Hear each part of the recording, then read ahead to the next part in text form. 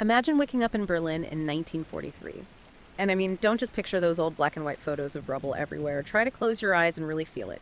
What were the actual sounds? Maybe that distant hum of aircraft, the kind where you don't know yet if they're friendly or not. Or maybe it was just that chilling silence after a night raid. And the air itself, what was it thick with? That sharp, acrid smell of smoke and dust, maybe? Or just that metallic tang of fear always in the back of your throat? And that constant, knowing anxiety right in your gut. That unspoken question hanging over everything. Is my building, my street, my life even going to be here when the day ends? That's exactly the world we're dropping into today. Right. And our mission in this deep dive, it isn't just to skim the surface of wartime history. We want to get immersed, really, in the profound, sometimes contradictory daily realities for German civilians living through total war. We're aiming to pull out the most important nuggets of knowledge. How did people actually survive? How did they adapt? Where do they find moments of, even defiance? It's all from this incredibly unique and honestly often overlooked perspective. Think of it as maybe a shortcut to getting properly informed about this time and place. Because, despite the distance, there were so many crucial lessons there for us about human resilience, about the pressures that can totally reshape a society. And we've put together a really fantastic stack of sources for you for this. We've got rich historical analyses, we've got raw personal eyewitness accounts, and some robust academic research too. It's all designed to give us this comprehensive, kind of nuanced view of Berlin's really harrowing transformation. Because by 1943, it had become the central target, the most devastating target for Allied bombing. It was a city literally redefined, physically and figuratively, by the relentless, all-consuming demands of total war. And to bring this all to life, we're going to follow the day of someone called Elara. She was a former seamstress, just an ordinary person whose life was completely upended and dramatically reshaped by the war. Yeah, and before we dive into Elara's day specifically, it's really crucial to understand the bigger picture, the broader canvas, if you will. Berlin in 1943 wasn't just in a crucible, it was the crucible. By this point, no question, the city had become the primary target for Allied strategic bombing campaigns. And this intensified dramatically from November 1943 onwards. That marks the start, the really brutal onset of what became grimly known as the Battle of Berlin. The Allies had a dual objective here. Yes, obviously dismantle Germany's industrial and military capabilities, that's clear, but also, and this is key, to systematically erode the morale of the civilian population. They genuinely believed that breaking the will of the German people was just as vital as breaking their factories. And the physical evidence of that campaign, it was just everywhere. The devastation, it's almost unimaginable in its scale, truly immense. We're talking hundreds of thousands of residential buildings, critical infrastructure power stations, transport hubs just reduced to twisted metal and pulverized wreck. Can you imagine waking up and your neighbors' homes, the local bakery, the school your kids went to, just gone? Ceased to exist overnight. This left hundreds of thousands of Berliners suddenly brutally homeless. They were forced into makeshift shelters, communal bunkers, or crammed in with relatives who were already overcrowded. The city's physical landscape wasn't just damaged, it was mirroring the escalating human cost. It really makes you think, what does it actually mean for a city to physically shrink with every raid? How does that constant, omnipresent destruction fundamentally change not just the urban experience, but the whole psychological landscape for everyone living there? It must reshape your entire sense of place, of belonging. Oh, absolutely. It creates this almost unbearable psychological burden, a constant low-level hum of dread that just permeated every single aspect of life. In this context, this intensified bombing, it goes hand in hand with an even broader, more critical moment for Nazi Germany. By 1943, after major military setbacks, the failure of the Blitzkrieg to get those quick wins, the absolute catastrophic losses piling up on the Eastern Front, the Reich was in a pretty desperate situation. It was, at this point, they formally, fully committed to a total war economy. And this wasn't just words, not just rhetoric. It was a profound, comprehensive reorientation in every facet of society. It meant the complete, unsparing mobilization of every resource, every last bit of labor, just to keep the war effort going. And this is where it gets, really illuminating, doesn't it? Because that labor pool, it didn't just include German citizens who are already being pushed to their absolute limits. Disturbingly, the total war economy also relied heavily on an increased and frankly brutal system of foreign forced laborers. We're talking millions of individuals from occupied territories rounded up, compelled into servitude under horrific conditions. It's a morally reprehensible system of exploitation driven by pure necessity but also extreme ideology. And it really underpinned the entire German wartime production effort. It's an uncomfortable truth, but you have to understand it to get the full picture of how the war was actually fought and funded on the home front. Precisely. And this national imperative, this need to mobilize every single person, it directly forced a radical redefinition of traditional gender roles within German society. Initially, Nazi ideology had rigidly pushed the infamous Kinder, Küche, Kirche, children, kitchen, church. It was a dogma designed to keep women largely in the domestic sphere. They were seen as, well, bearers of the next generation, caretakers of the home, guardians of traditional values. But the escalating, insatiable demands of rearmament and total war forced a stark, pragmatic reversal in policy. By mid-1943, the urgent, desperate need for labor in essential war industries just became paramount. It actually overrode even the most entrenched ideological beliefs. And the numbers, they really show this profound shift away from those pre-war expectations, don't they? We see that by 1943, something like nearly 90% of single women and an astonishing 80% of married women were involved in some kind of war-related work. And for many, this wasn't a choice. It was a direct government directive, a compulsory redeployment of human resources. Yeah. It really highlights how those external military pressures directly shaped internal social policy. It forced this fundamental shift in traditional gender roles. Okay, it may be temporary in its explicit legal framing, but it was a stark necessity for national survival at that point. It's a powerful illustration, really, of how even rigid ideologies can bend or, well, even break when faced with existential threats. And this is exactly where Elara's story becomes such a potent microcosm of that huge societal adaptation. Her personal journey, think about it, from the delicate, skilled craft of a seamstress, a role really tied to traditional femininity, to the grimy, precise, and incredibly dangerous industrial setting of building detonators. It just exemplifies this radical societal restructuring and the individual adaptability it demanded from people. So, for you listening, how does Elara's experience challenge those common perceptions of women's roles in Nazi Germany? What does it tell us about the immense pressures that can force even the most rigid ideologies to bend, to compromise on their core beliefs when faced with an existential threat? It's a powerful lesson, really, in societal and individual adaptability, even when it's driven by dire circumstances and unimaginable hardship. So, okay, as we start our journey with Elara, what does all this context mean for the actual dawn of her wartime day? Well, her morning, like for countless Berliners in 43, began in a society where the very fabric of daily life was just permeated, almost suffocated by the omnipresent reality of war. Personal freedom, the simple liberty of deciding how you spend your day, that was increasingly replaced by this pervasive, gnawing fear and uncertainty. The morning didn't just bring the promise of a new day, it brought that gnawing uncertainty of survival, often starting with that silent question, will I even wake up? Or will the next air raid siren be the one? And to understand her immediate surroundings, you really have to consider the housing situation in Berlin. It was already tough, even before the war. Chronic shortages, severe overcrowding, especially in working class areas. It was common, for a single room, barely big enough for one family to actually house 5 people. Larger apartments were frequently shared by multiple families, each crammed into a corner. Basic amenities were often lacking. Lots of dwellings didn't have private bathrooms. They relied on shared toilets in courtyards or on the stairs. Heating usually came from individual coal or wood stoves, not central systems. So just on warm was a daily effort. Right. And by 1943, the relentless Allied bombing campaigns had made these already difficult conditions dramatically worse, just catastrophic. Thousands upon thousands of homes were obliterated. Hundreds of thousands of residents displaced, often literally with just the clothes on their backs. Many were forced to seek refuge anywhere they could find it, public air raid shelters at night, or even down in the damp, cold, underground metro tunnels that offered at least some protection. And the fear was truly palpable.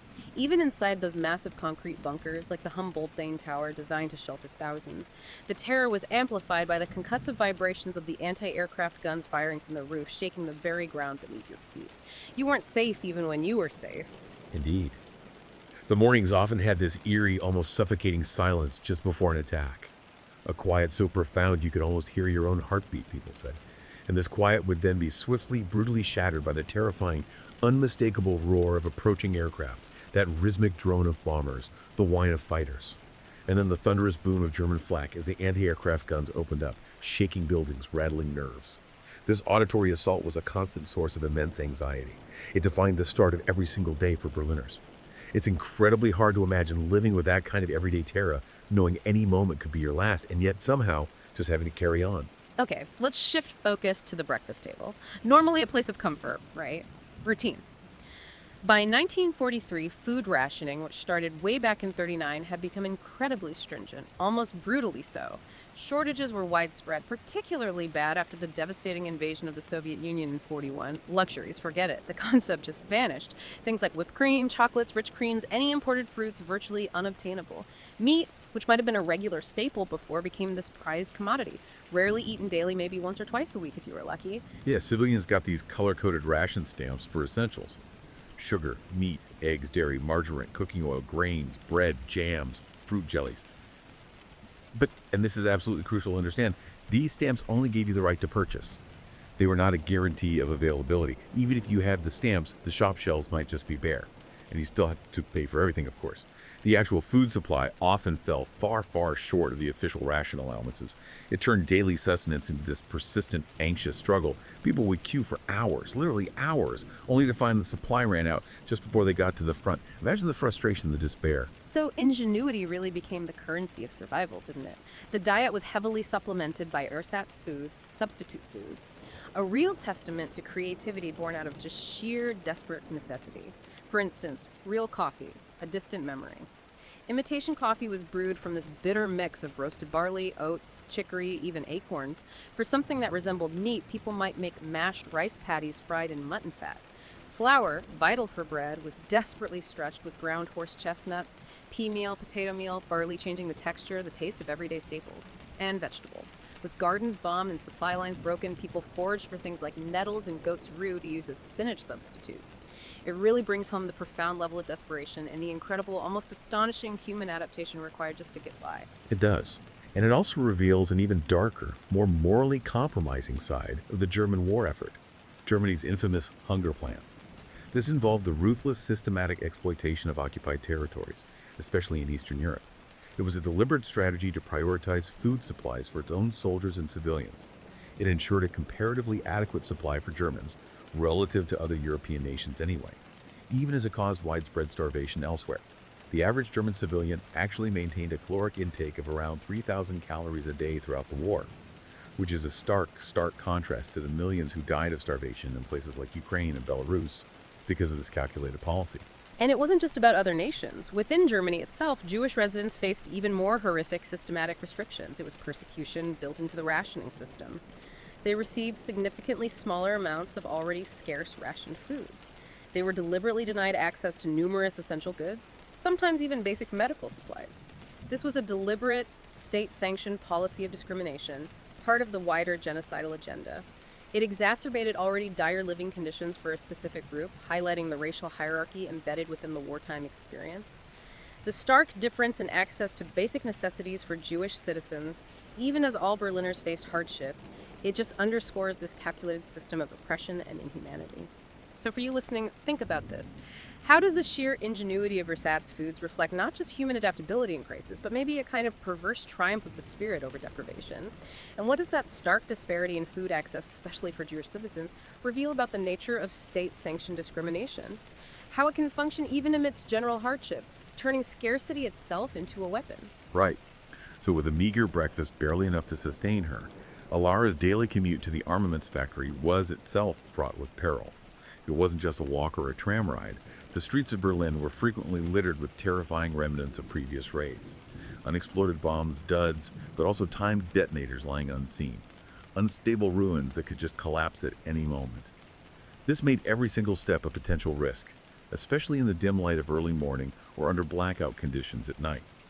Now, while the city's public transport, like trams, was often targeted and heavily damaged, the national railways, the S-Bahn and U-Bahn, generally managed to maintain some level of functionality, surprisingly, though often running on erratic schedules. Nevertheless, the journey itself remained unpredictable and terrifying. Delays were common. There was always the constant threat of another raid starting while you were en route. And daily life involved enduring these long, exhausting queues for basic necessities, meat, water, even just bread.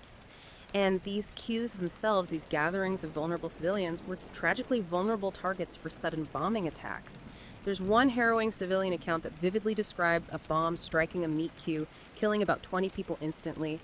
Yet the survivors, driven by desperate, gnawing hunger and that grim determination to feed their families, they just continued to wait, waited for their rations amidst the chaos and despair. It illustrates this profound reorientation of civilian life around immediate, desperate survival. Every single action, from waking up to trying to get food, became an act of precarious endurance, overshadowed by the constant threat of death and destruction. It's a chilling testament, really, to the human instinct to survive, no matter the cost. And by 1943, the insatiable demand for labor in German industry had reached these unprecedented, desperate levels. While the regime increasingly relied on foreign forced laborers, including a significant number of women who endured truly horrific, dehumanizing conditions, German civilian women like Elara were also extensively mobilized into vital war industries.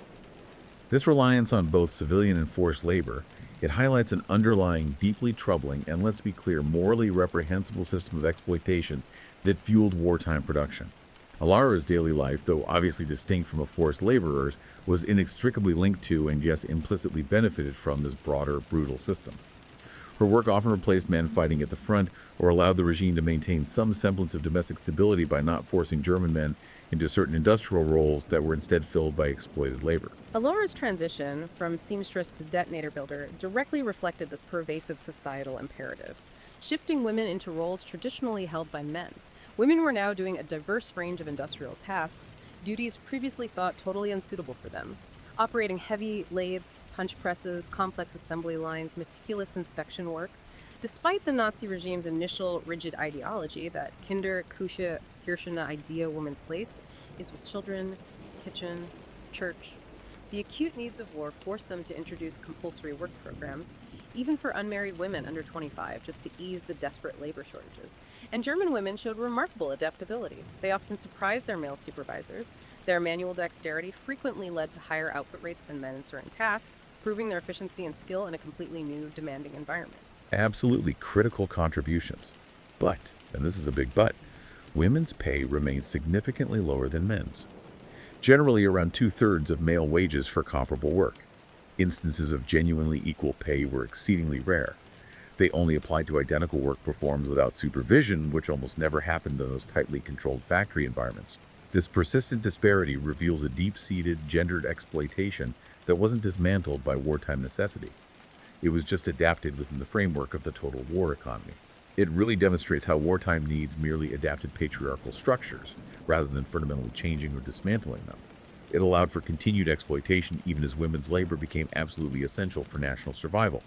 It's a striking example of how deeply ingrained societal norms can persist, even in revolutionary circumstances. Let's dive into the actual mechanics of destruction then. Specifically, detonator assembly, the grim precision work that became Elara's new reality.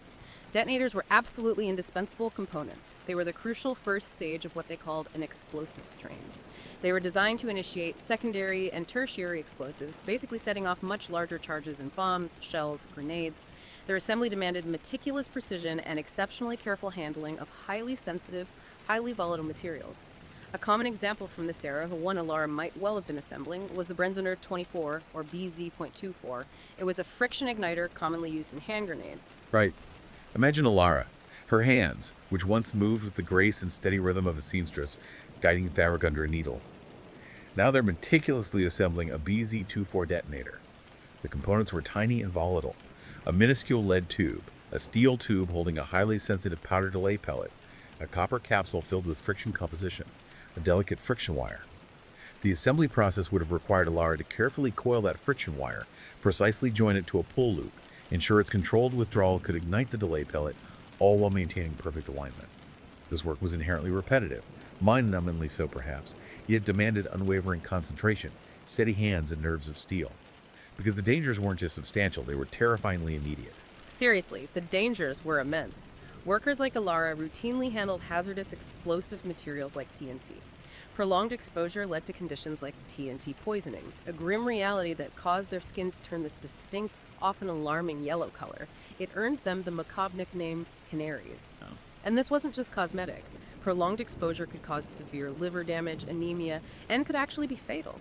Beyond the chemical exposure, the constant, ever-present threat of accidental explosions loomed large. It felt like a terrifying inevitability, given that factories stored immense quantities of explosive material, sometimes stacked dangerously high just to meet quotas. Absolutely. And on top of that, munitions factories were prime, high-value targets for Allied air raids. The workers inside, deemed essential, were often forced to remain at their posts during bombardments, even as bombs rained down around them or on the factory itself. This tragically resulted in significant casualties among the factory workforce, turning their workplaces into potential death traps. The urgent, relentless demand for war materials led to intense production pressures, which directly resulted in a systemic neglect of health and safety. Basic precautions were often overlooked. Worker well-being was sacrificed for output numbers. This created an environment of severe hazards, leading to widespread physical injuries, chronic illnesses, and profound psychological tolls on the entire factory workforce. So for you listening, just imagine that constant visceral tension, knowing that one tiny mistake, one tremor of your hand could be catastrophic, not just for you, but for everyone around you. What does it mean to work in an environment where your labor directly contributes to mass destruction and your own life is constantly, explicitly at risk? And the sensory landscape of these factories, it was an absolute assault, a constant bombardment of the senses, even before the bombs fell from the sky. The environment where Elara worked would have been dominated by pervasive, deafening noise. Munitions factories were characterized by this relentless cacophony, heavy machinery grinding, the incessant whirring of drills, the clanging of hammers, the rumble of conveyors moving shells and equipment. Workers often had to shout just to communicate over the overwhelming din, their voices probably hoarse by the end of every shift. And beyond the noise, the conditions were incredibly unpleasant, even punishing. Poor ventilation was common, leading to stale air, often thick with chemical fumes or dust. Workers were exposed to harmful chemicals, dust, fumes, contributing to those health issues we mentioned, like the TNT poisoning. The labor itself was physically demanding, often involving heavy lifting, repetitive strain injuries, long periods standing, all under immense pressure to keep up the pace. The Gusloff Work 2 armament factory provides a stark example. Over 3,000 inmates, many of them women, toiled there in 11-hour shifts, making rifles, artillery components, fine mechanics for rockets. It just exemplifies the high-volume, definitely noisy, physically grueling, and inherently hazardous industrial environment that defines so many wartime workplaces. Okay, let's turn to the human element now on that factory floor. The workplace dynamics, beyond the machinery and the danger. Supervising this rapidly growing female workforce, it presented entirely new challenges for factory management. They needed clear, simplified instructions, sometimes even tools adapted for women's hands or different physical strengths. Despite this, women were particularly valued for their manual dexterity, their precision. It made them remarkably well suited for those repetitive assembly tasks, like the ones Elara was doing. But the social dynamics within these factories were complex and deeply stratified. While German civilian women like Elara were mobilized, the broader industrial system relied heavily, as we said, on foreign forced laborers, and they occupied the absolute lowest rung of this hierarchy. These individuals faced extreme discrimination, brutal punitive conditions, stringent constant surveillance. They were frequently housed in overcrowded, unsanitary barracks, devoid of basic amenities, given woefully insufficient food. Their very existence was one of systematic dehumanization and exploitation. And interaction between German civilians and these forced laborers was strictly forbidden, severely punished too. It was a policy rigidly enforced to maintain the regime's racial hierarchy, to prevent any form of solidarity or empathy from developing. And this highlights an uncomfortable moral implication for German civilians like Elara, doesn't it? Their lives, their contributions to the war effort were implicitly benefiting from this broader, brutal system of exploitation, even if they personally weren't inflicting the cruelty. The pressure to maintain and increase production was just immense, unrelenting. Workers were sometimes given cigarettes as stimulants just to combat profound fatigue, to stop them falling asleep during those exhausting 11 or 12-hour shifts. Accidents, things like broken legs, severe burns, they weren't uncommon. Just a grim daily consequence of pervasive exhaustion, dangerous working conditions, and the constant threat of human error in such a volatile environment. So after an arduous 11 or 12-hour shift, the physical and emotional toll on Elara would have been immense, just crushing. She would return home not to a familiar neighborhood, but to a Berlin increasingly reduced to rubble by the relentless Allied bombing. The streets were often plunged into absolute darkness because of strict blackouts, illuminated only by the distant, eerie glow of fires still burning from previous raids, or the stark, terrifying flashes of exploding bombs during active attacks. Navigation was treacherous. Unexploded ordnance, hidden craters, unstable debris. Every step was a careful calculation, a risk. And the profound physical exhaustion from her demanding factory work that was compounded by the psychological toll of living under constant, pervasive threat. Berlin civilians were perpetually overtired, exhausted, people wrote. Not just from physical labor, but from the unrelenting strain on their nerves. This manifested as pervasive anxiety, deep-seated fear, feelings of helplessness, and this creeping apathy that could almost numb them to the horrors around them, just as a coping mechanism. The daily uncertainty of survival meant going to bed often involved that gnawing existential question: will I wake up tomorrow? Will my home still be standing? Sleep itself became this fragile, uncertain reprieve. And despite her grueling factory job, Elara, like so many German women, likely bore what was known as the double burden. This meant not only enduring the demands of industrial labor in the factory, but also the relentless, equally demanding tasks of household management, often including childcare, all without the conveniences of peacetime. Food scarcity remained a central, persistent challenge. While rationing was strict, as we discussed, the actual availability of food often fell far short of the official allowances. It necessitated constant, almost desperate resourcefulness in managing the household. Every meal was a puzzle, every ingredient a small victory. And people developed truly remarkable coping mechanisms out of sheer necessity. It demonstrated incredible civilian agency, really, in the face of a failing state system. These included things like engaging in black market activities, discreetly bartering for goods that were otherwise unobtainable. Many undertook hamstring trips, these unofficial journeys out to the countryside, often on dangerously overcrowded trains. They'd barter clothes, valuables, even family heirlooms for precious food from farmers, bypassing the official scarcity. Cultivating war gardens, even tiny plots on bomb sites or balconies, provided crucial supplementary vegetables, a small but significant source of fresh sustenance, and just basic household chores, preparing meals from meager rations and ersatz ingredients, maintaining hygiene in conditions that might lack running water or proper sewage due to bomb damage, required endless ingenuity. So for you listening, how do these bottom-up resilience strategies, these daily acts of improvisation and defiance against deprivation, how do they demonstrate the profound power of individual and community adaptation when state systems just crumble and fail? Evening activities were profoundly shaped by that omnipresent threat of air raids. Nights were frequently spent not in the comfort of your own home, but in damp, cramped cellars or crowded public bunkers. Places where the din of combat, the distant rumble of bombers, the closer crackle of anti-aircraft fire, the terrifying whistle of falling bombs was a constant, inescapable companion. Radios were sometimes switched off, not just because of blackouts, but actually to mitigate anxiety, because news bulletins often brought more dread than comfort.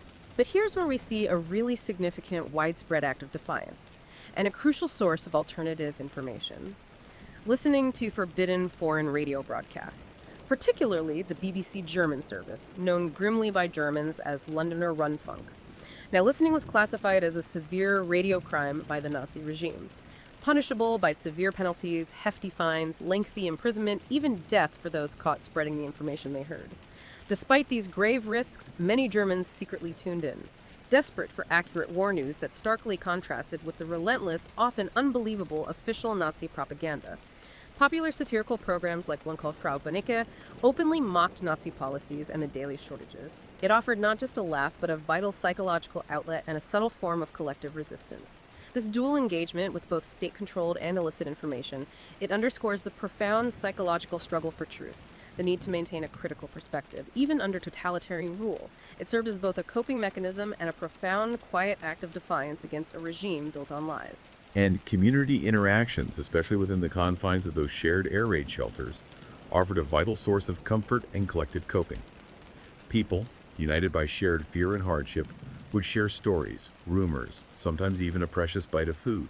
There were also instances of quiet, often unnoticed, solidarity. Things like Berliners showing compassion or offering friendly greetings to Jewish individuals despite the widespread hostility and dehumanization. These were small but profound acts of humanity in a profoundly dehumanizing environment. These small gestures, though seemingly insignificant against the backdrop of war, were acts of immense moral courage. For the listener, consider the immense courage it took just to seek out forbidden truth, or to share a kind word with someone demonized by the state, knowing the severe, potentially lethal consequences. How does this reveal that enduring human need for accurate information, for critical perspective, and for a sense of shared humanity, even under the most oppressive totalitarian rule? The Battle of Berlin, which intensified dramatically from November 1943, subjected civilians to an almost unimaginable continuous barrage of day and night air raids, just relentless. This resulted in profound overtiredness, chronic exhaustion. It left Berliners in this perpetual state of weariness, both physical and mental. The psychological impact was severe and widespread. It manifested as constant, low-grade anxiety, a deep-seated fear that never really left you, feelings of utter helplessness against forces far beyond your control, a creeping fatalism sometimes, embracing the idea of inevitable doom, and a pervasive apathy that could numb you to the daily horrors just to survive. Civilians lived with that daily dread, will I survive the night? A chilling question that haunted their waking and sleeping hours. And the soundscape. That deafening sound of approaching rockets and exploding bombs became an inescapable, terrifying soundtrack to daily life. It wasn't just noise, it was a physical assault. Vibrating through the ground, rattling windows, shaking the very bones of the city's inhabitants. The visible, ever-present destruction of the city, which literally seemed to be getting smaller with each raid, served as a constant, grim reminder of the war's devastating toll. Just moving to the city after a raid was inherently dangerous. Unexploded ordnance, unstable ruins. It added yet another layer of physical and psychological threat.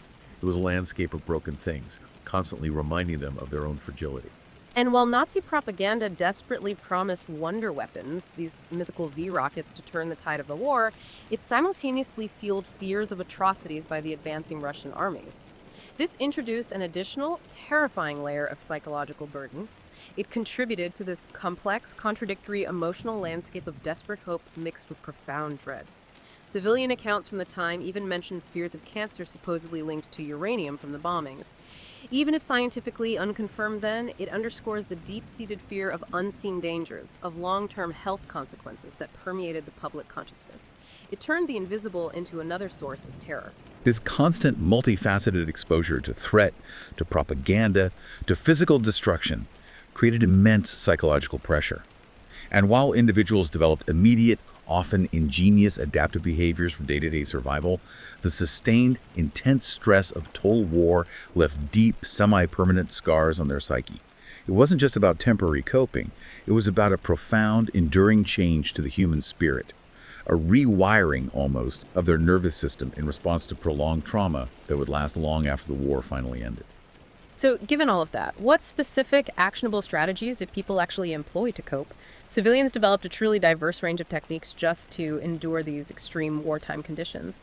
These included what we might call problem-oriented approaches, where they actively tried to mitigate the threats. So things like seeking escape from bombs, maybe moving to safer areas if they could, or investing time in improving their shelters, meticulously analyzing and preparing for potential damage after a raid, and leveraging social support from others, sharing information, sharing resources. And collective coping, which is often powerfully reflected in the way personal accounts use we, so much we did this, we felt that was absolutely vital for survival. It emphasized shared experiences, mutual reliance, that sense of we're all in this together. Emotion-oriented coping mechanisms were also prevalent. Things like denying the immediate threat just to preserve sleep and a fragile sense of normality, or subtly distancing oneself from the horror through dark humor, holding onto a sliver of hope, or consciously maintaining a positive attitude despite everything. Examples include finding grim humor in the dire shortages, joking about the terrible ersatz coffee, or expressing hope for bad weather conditions that might hinder enemy bombing runs. Some individuals resorted to self-medication, like chain smoking or consuming what little chocolate they could find, just to try and alleviate the pervasive anxiety and constant tension. Maintaining small, mundane routines, like insisting on brushing your teeth even during an active air raid, helped preserve a fragile sense of normalcy and control amidst the overwhelming chaos. And those informal community support networks, where people shared vital information, precious scraps of food, worn-out clothing, they were absolutely crucial for collective survival and morale. They formed a resilient safety net when official systems were failing. So for you, the listener, what can we learn from these incredibly diverse coping mechanisms about human resilience in the face of truly overwhelming adversity? How do individuals and communities find ways to maintain a semblance of control, to preserve their humanity, when everything around them is chaos and the very fabric of society seems to be tearing apart? And despite the pervasive fear and the totalitarian regime's severe penalties for any dissent, various forms of civilian resistance and defiance did quietly, or sometimes even loudly, emerge in Berlin. We already touched on the profound significance of listening to forbidden foreign radio broadcasts, especially the BBC.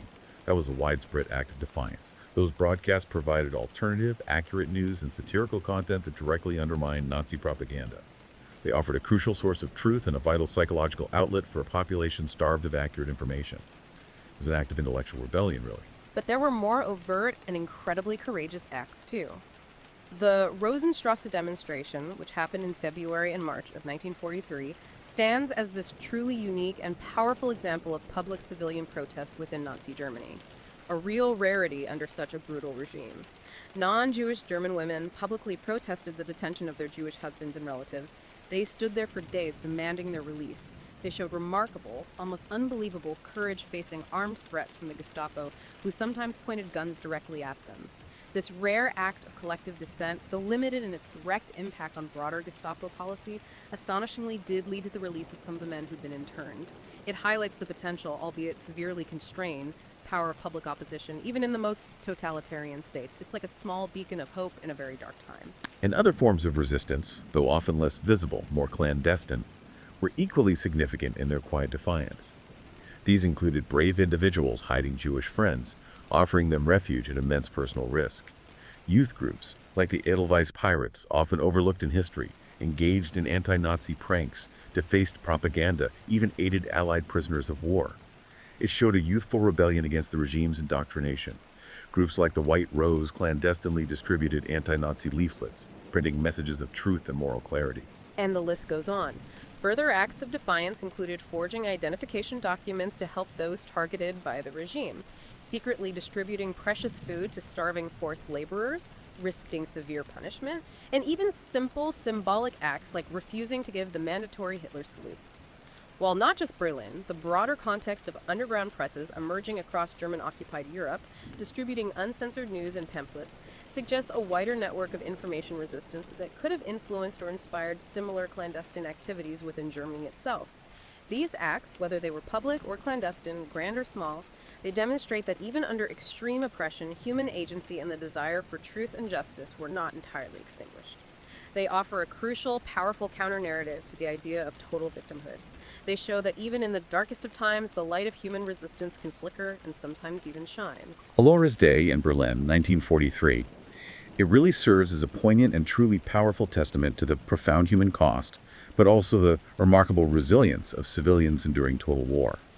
Her personal journey, from seamstress to detonator builder, embodies the forced, often brutal adaptation of German society, where traditional domestic roles just gave way to the relentless, all-consuming demands of industrial necessity, fundamentally reshaping women's roles in the process. Her existence was defined by this constant daily struggle against overwhelming forces. The relentless aerial bombardment that literally shattered her city and shook her very soul. The severe food scarcity that gnawed at her physical well-being and constantly challenged her ingenuity. And the demanding, perilous nature of her work in a munitions factory, where every action carried the risk of catastrophe. The pervasive psychological burden of living under constant threat, coupled with the profound physical toll of long shifts and dangerous conditions. It paints a grim, but ultimately, I think, inspiring picture of daily life. Yes, inspiring, because within this crucible of unimaginable hardship, Elara, like countless other Berliners, exhibited an enduring human spirit. Her story highlights the extraordinary adaptive behaviors civilians developed just to survive. From resourceful household management and engaging in informal economies like the black market, to those vital psychological coping mechanisms that allowed a fragile semblance of normalcy and hope to persist amidst the chaos.